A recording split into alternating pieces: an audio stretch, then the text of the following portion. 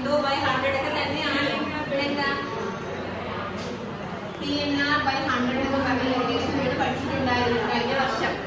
P എന്താണ്, N എന്താണ്, R എന്താണെന്ന് അറിയോ നിങ്ങൾക്ക്? P എന്ന് പറയുമ്പോൾ എന്തായിരുന്നു? ടീച്ചറിലൂടെ പറഞ്ഞ് 3 ഡെൻസിറ്റി അത് എന്തെങ്കിലും വരുന്ന P എന്നോ അറിയും. ഇതൊക്കെയാണ് ഓർമ്മയുണ്ട. P എന്ന് വെച്ചാൽ എന്താണ്? മുതലാണ് കേട്ടോ. P എന്താണ്? മുതലാണ്. എന്ന് പറയുമ്പോൾ വർഷമുണ്ട്, കാലയളവ് എത്ര സമയം എടുക്കുന്നതാണ് എന്ന് പറയുന്നത്. R എന്താണ്? നമ്മുടെ പലിശ നിരക്കാണ് R എന്ന് പറയുന്നത്. ടീച്ചർ ക്വസ്റ്റ്യൻ നിങ്ങൾ ചെയ്യോ? ജസ്റ്റ് ഇതായി ക്വസ്റ്റ്യൻ നമ്മൾ 7ാം ക്ലാസ്സിൽ പഠിച്ചതാണ്. ജസ്റ്റ് നമുക്കൊന്ന് ഓർത്തെടുക്കാതെ എങ്ങനെയാ ചെയ്യണത്. ക്വസ്റ്റ്യൻ പറയാം, നിങ്ങൾ എഴുതിക്കോ. 10% വാർഷിക പലിശ നിരക്കിൽ 10% വാർഷിക പലിശ നിരക്കിൽ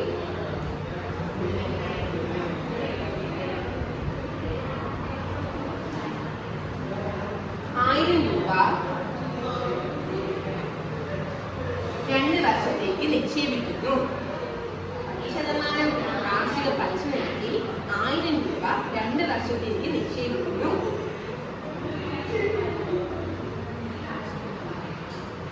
2 വർഷം കഴിയുമ്പോഴുള്ള പലിശ എത്രയാണ്? 2 വർഷം കഴിയുമ്പോഴുള്ള പലിശ എത്രയാണ്?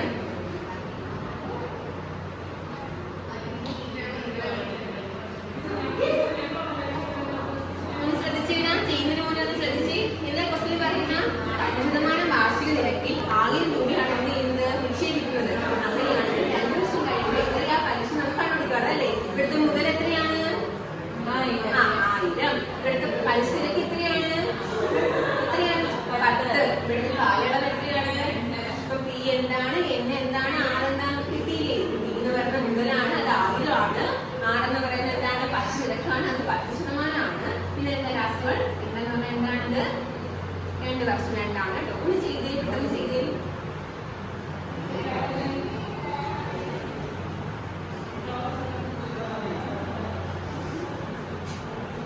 കഴിഞ്ഞോ?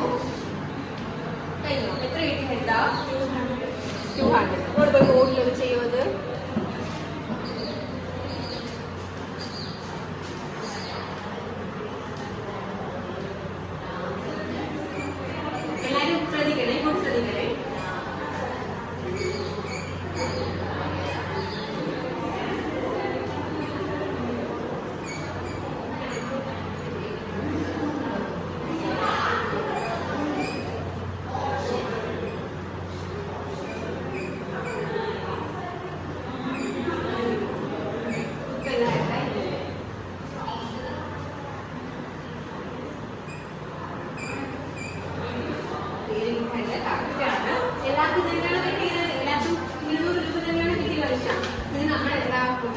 ഓൾറെഡി പഠിച്ചതായിരുന്നു അല്ലേ?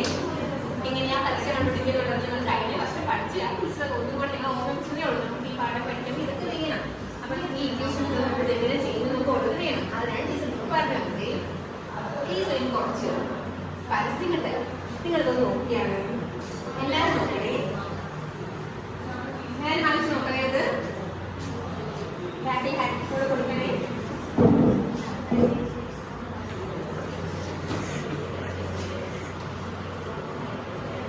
കണ്ടോ? ഒരു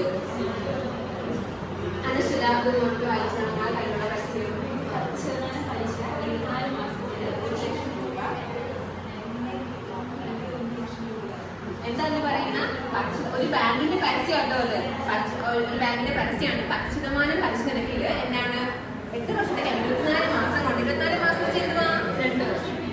2 വർഷം. അതായത് 2 വർഷം 24 മാസം കൊണ്ട് 1 ലക്ഷം രൂപ നമ്മൾ നിക്ഷേപിക്കുകയാണെങ്കിൽ 1.21 ലക്ഷം രൂപ ആവുമെന്നാണ് ആ പരസ്യത്തിൽ പറഞ്ഞേക്കുന്നത്. അവരുടെ കയ്യിൽ ഒരു പരസ്യം ഇല്ലേ? അത് വായിച്ചാണ്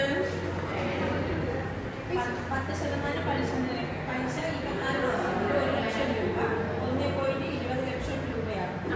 1.20 ലക്ഷം രൂപയാവും. മറ്റേത് എന്താണ്? 3 ലക്ഷം രൂപയാണ് പറയുന്നത്. നിങ്ങൾ അതിന്റെ വ്യത്യാസം കണ്ടോ?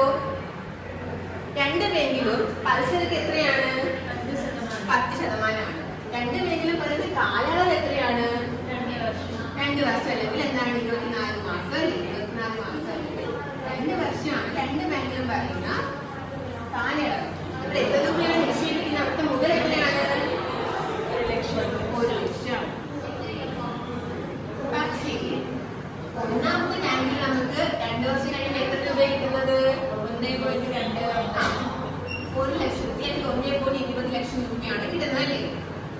അടുത്ത ബാങ്കിലോ 1.2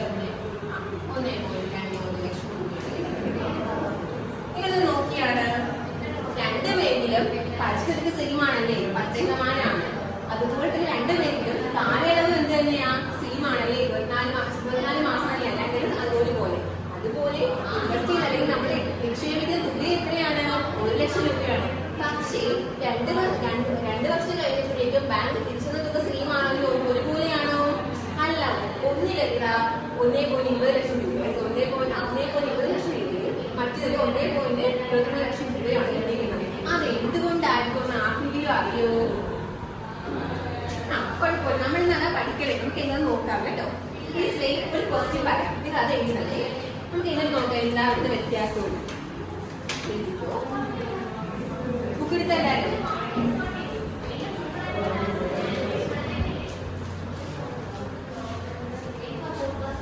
ശതമാനം വാർഷിക നിരക്കിൽ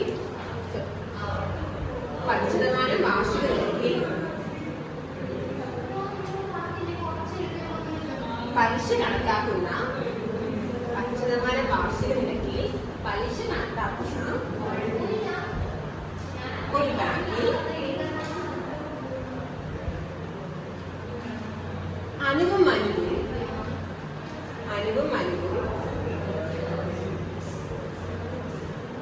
15,000 രൂപ വീതം നിക്ഷേപിച്ചു. അനുവും മനുവും 15,000 രൂപ വീതം നിക്ഷേപിച്ചു. ഒരു വർഷം കഴിഞ്ഞപ്പോൾ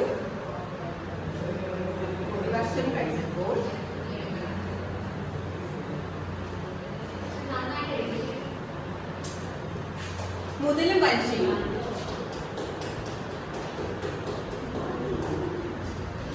അനു പിൻവലിച്ചു. ഒരു വർഷം കഴിഞ്ഞപ്പോൾ മുതലും പലിശയും അനു പിൻവലിച്ചു.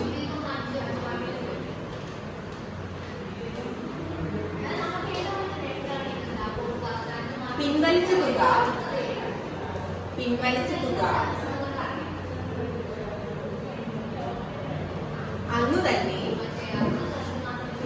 തുക അന്നു തന്നെ വീണ്ടും നിക്ഷേപിച്ചു.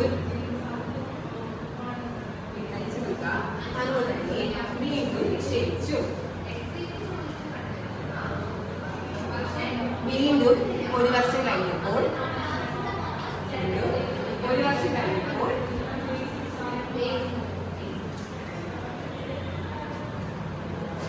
രണ്ടുപേരും തുക പിൻവലിച്ചു. വീണ്ടും ഒരു വർഷം കഴിഞ്ഞപ്പോൾ രണ്ടുപേരും തുക പിൻവലിച്ചു.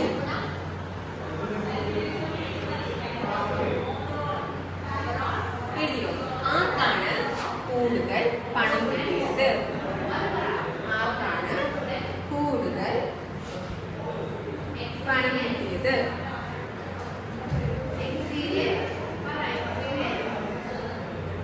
എത്ര കൂടുതൽ?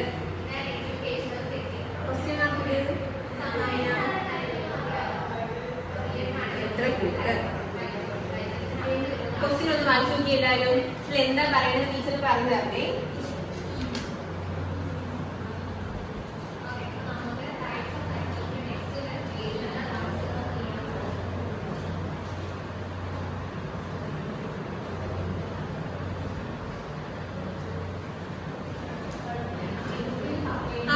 ക്വസ്റ്റ്യൻ ഒന്ന് എഴുതിയിട്ട് വായിച്ചു.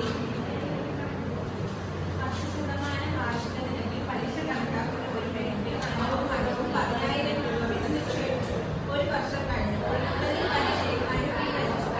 പിൻവലിച്ച തുക അന്ന് തന്നെ വീണ്ടും നിക്ഷേപിച്ചു. വീണ്ടും ഒരു വർഷം കഴിഞ്ഞപ്പോൾ രണ്ടുപേരും തുക പിൻവലിച്ചു. ആർക്കാണ് കൂടുതൽ പണം കിട്ടിയത്? എത്ര കൂടുതൽ? ക്വസ്റ്റ്യൻ മനസ്സിലായോ? എന്താ ക്വസ്റ്റ്യൻ പറയുന്നത്? എന്താ ഇവിടെ 10% പലിശ നിരക്കിൽ ഒരു ബാങ്കിൽ പലിശ നിരക്കാണെങ്കിൽ നമ്മുടെ അനുവും എത്ര രൂപ നിക്ഷേപിച്ചത്? 15,000 രൂപ നിക്ഷേപിച്ചു അല്ലേ? അതിൽ നമ്മുടെ അനു എന്താ ചെയ്തത്? ഒരു വർഷം കഴിഞ്ഞപ്പോൾ അനു എന്ത് ചെയ്തു? ആ പലിശ പിൻവലിച്ചു. എന്നിട്ട് ഇപ്പൊ തന്നെ